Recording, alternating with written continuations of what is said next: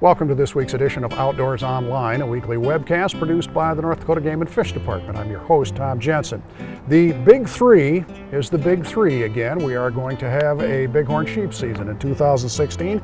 My guest this week is Brett Wiedmann. Brett is the Bighorn sheep biologist for Game and Fish. Brett, first off today, let's give the viewers some background about the Bighorns in North Dakota. Well, they were extirpated from the state in 1905 is when there was the last known native bighorn sheep seen. And then the Game and Fish Department, North Dakota Game and Fish Department went to British Columbia, captured 18 bighorns in 1956 and reintroduced bighorn sheep at that time, put them in an enclosure, 200-acre enclosure near Magpie Creek in the Badlands. In the 60s, that population began to grow and began to release now free-ranging bighorns primarily in the southern Badlands, south of Medora, and done subsequent translocations from Idaho, Oregon, British Columbia again, and then most recently from Montana. The first hunting season was held in 1975, and they've had them every year up till now except for 4 years. So we've had quite a few hunting seasons. We've harvested about 240 bighorn rams since 1975. The herd has had its ups and downs over the year, like you said, some translocations and things like that, but 4 or 5 years ago, I had a terrible setback. Yeah, we had a die-off actually in the late 90s in the southern Badlands, which was well publicized, where we lost probably about 100 bighorns in the late 90s. Since 1956 in the northern Badlands, we had never had a disease event, no pneumonia, no setbacks of that sort. Population had done really well, it was growing rapidly. So in 2014, when I was doing the summer population survey, we were really on pace to shatter our record count. I mean, we had lots of bighorns. They were doing great. We had just brought sheep in from Alberta as well that year. And yeah, then in August, I did a flight and had 6 mortality signals from radio collars. And at that point there's something bad going on. And then of course we go in and hike into those dead animals and do necropsies and discover that we had bacterial pneumonia in the population.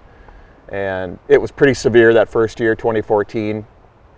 We brought in 24 bighorns from Alberta, and all died except for 2, so they got hit really hard. So first we thought it was isolated to the Alberta bighorns. Then as we kind of ventured out, we realized that the die-off probably started south of there, moved north up to Little Missouri, and we began losing quite a few of our resident animals as well. But obviously we had to cancel the season because of the die-off, but the herd is rebounding nicely, apparently. Right, so when you have these pneumonia die-offs, related die-offs, they happen across the West. Every state and even some of the provinces have dealt with this.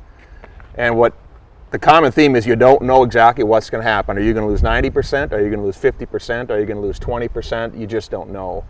And in 2014, we were losing them at such a significant rate that we thought we don't want to issue bighorn licenses in 2015 and say we lose 75-80%, and we got a bunch of sick sheep out there, and you got hunters. So we had to take a year and step back to really assess the status of the population. What are the impacts going to be of the initial wave of the pneumonia?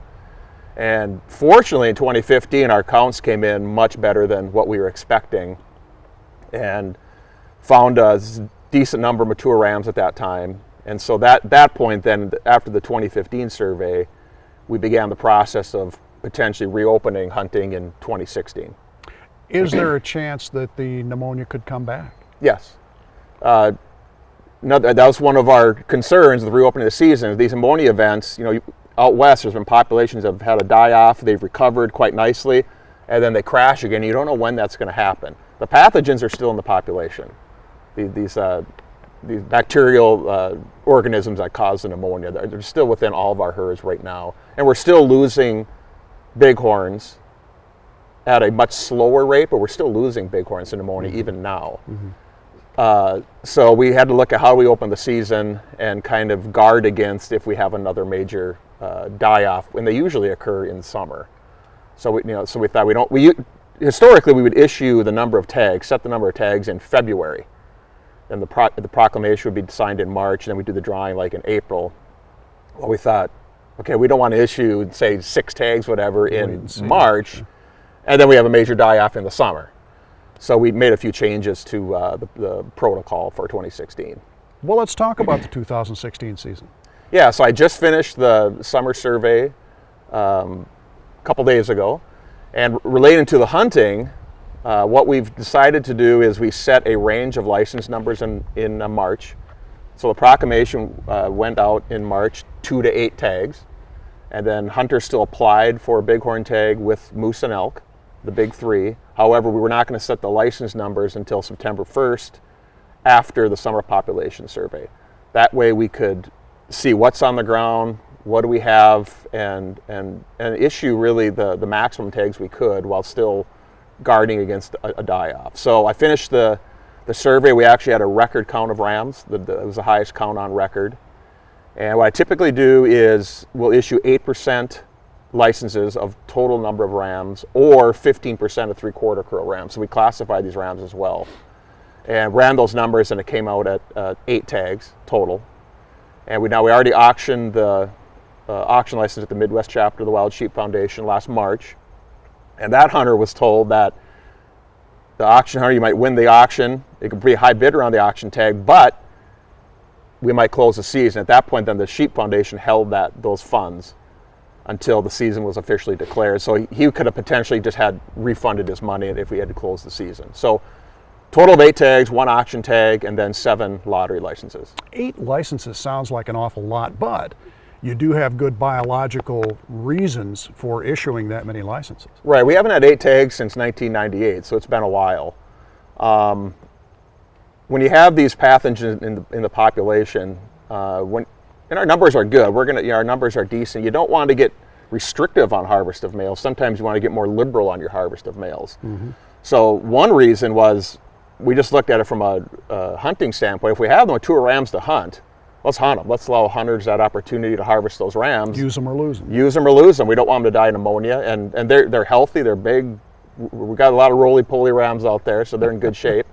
And secondly, rams can be the vector that spreads these pathogens. We do have some herds that we have not discovered these pathogens in a few of the populations that are northeast of the north unit of the park. And so rams wander around during the rut, and then they can potentially spread these pathogens into unaffected herds. So what you want to do is kind of bring that male-female ratio to a more manageable level where rams kind of stay home during the rut as much as possible. You can't prevent it totally, but you don't want a 1-to-1 ratio. Then you got rams running all over the place during the rut looking for, typically young rams looking for females. Sure. Lottery's going to run shortly, then what happens? So the lottery, actually, it just ran. I have the list in my office. And what I will do is we've drawn those tags, and I will call each hunter in order that they were drawn. And then we have 2 licenses in Unit B1, 2 licenses in Unit B3, 3 licenses in Unit B4. And then I will ask each hunter what unit they might prefer based on habitat type, the numbers of rams, that sort of thing. And then they will select the unit that they want to hunt in. They do have the option of rejecting the tag. If they've already planned an elk hunt somewhere or something like that, they can reject their license, and then we'll go to the next person. But you just go back in the lottery, you're not assured a license in the future. So I think we're going to have some pretty happy people here in a few hours when I start making these phone calls. All right, Brett, thanks. Hunting seasons are in full swing in North Dakota. Archery seasons for deer and pronghorn are both open, as well as the season on mourning doves. Grouse and partridge seasons are set for opening Saturday, September 10th. The early resident waterfowl season opens September 24th, and the regular waterfowl season is set for an opening on Saturday, October 1st. Pheasant and fall turkey seasons open October 8th. And the 2016 firearms deer season opens at noon on Friday, November 4th. For Brett Wiedmann and the rest of the staff here at North Dakota Game and Fish, thanks for joining us for Outdoors Online. We'll see you again next week.